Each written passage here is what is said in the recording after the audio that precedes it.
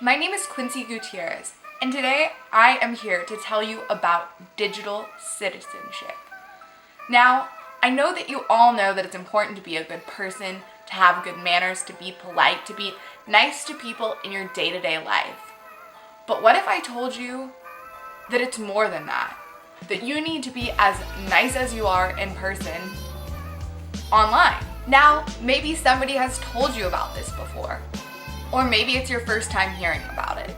Either way, I am going to break down the 9 components of digital citizenship. We are going to start out with number 1, digital access.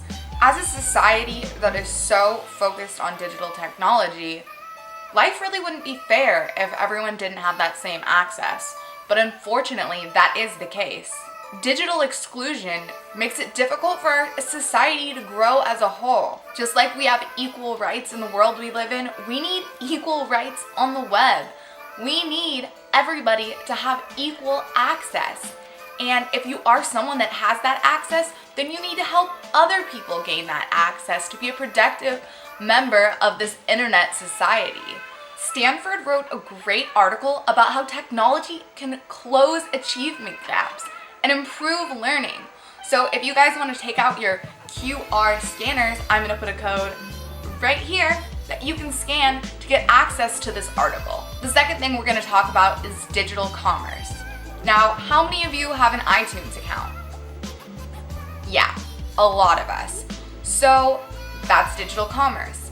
iTunes is a pretty reputable company, so we usually know what we're getting with them. But when it comes to buying online, you need to be aware. Just because someone says they are selling you an item doesn't mean that that's what they're selling you. Using credit card info and saving it on websites or apps such as iTunes is digital commerce too, which you need to be safe about. If you are using a parent's credit card, realize that if you are charging something to it or buying something like an app, it may charge automatically instead of asking your permission first. So make sure that you don't save accounts directly to websites or apps in order to be safe when it comes to e-commerce. If you would like to watch a video that goes into great detail and breaks down really what digital commerce is, I will provide the link to it right here. So scan that QR code and you can learn a little bit more about digital commerce. Now we're going to talk about digital communication. I'm sure you all text your friends, use social media. Because we have so many wide varieties to talk to people through digital communication, some people haven't even been taught the appropriate way to speak to others. The way you text your friend is not the way you're going to email your teacher. You're not going to be saying, oh, hey, what's up, LOL.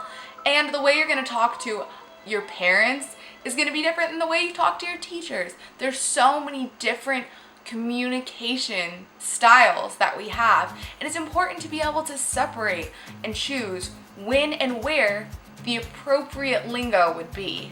If you want to learn all the different types of digital communication that there is, this will take you there. In a world that is so focused on technology, it's important that we know how to communicate online. Digital literacy is key. We need to be able to learn in this digital world. If we don't have that ability, we're going to be limiting our potential.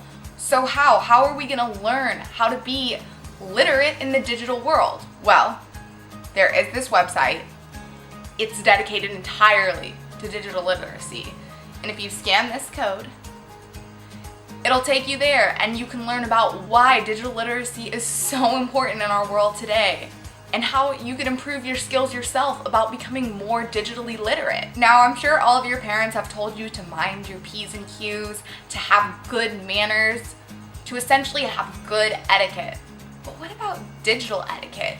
What is appropriate behavior online? Oftentimes, people sit behind a keyboard and say things to others that they wouldn't say in person. If you're not sure if you're having good digital etiquette, BrainPop actually has an interactive video with a quiz, so you can brush up on those digital etiquette skills and making sure that you are being nice in real life and behind your cell phone.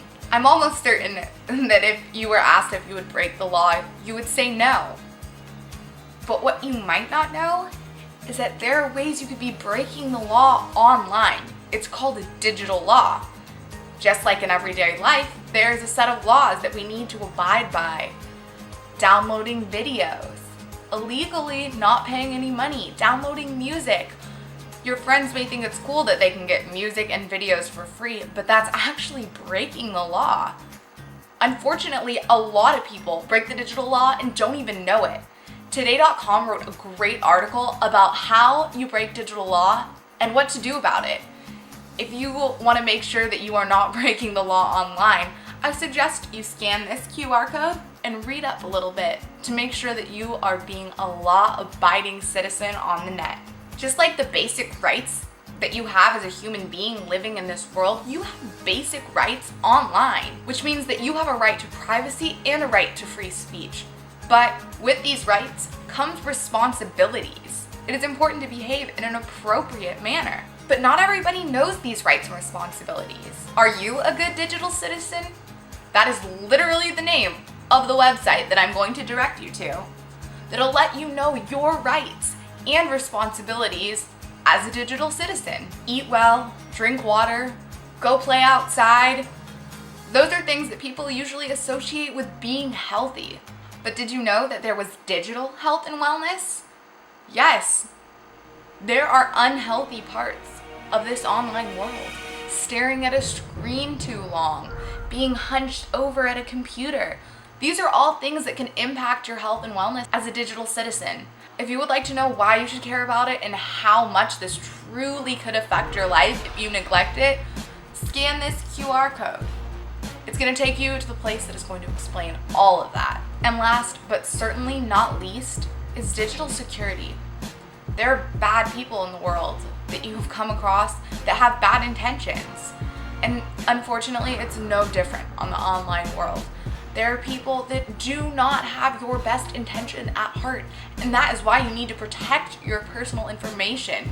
You don't need to share your name, address, school, anything that could potentially put you in harm's way. If you would like to know the steps that you should take to achieve digital security, go ahead and scan this code right here.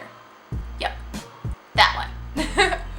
Now I know this is such a serious topic, but it's really important and it's something that we need to talk about more to ensure that you are safe online. Technology is such a great tool, but used incorrectly, it could have very, very negative consequences. So I hope this was helpful and taught you everything to know on how to be your best self on the internet. Thank you so much for watching. Have a great day.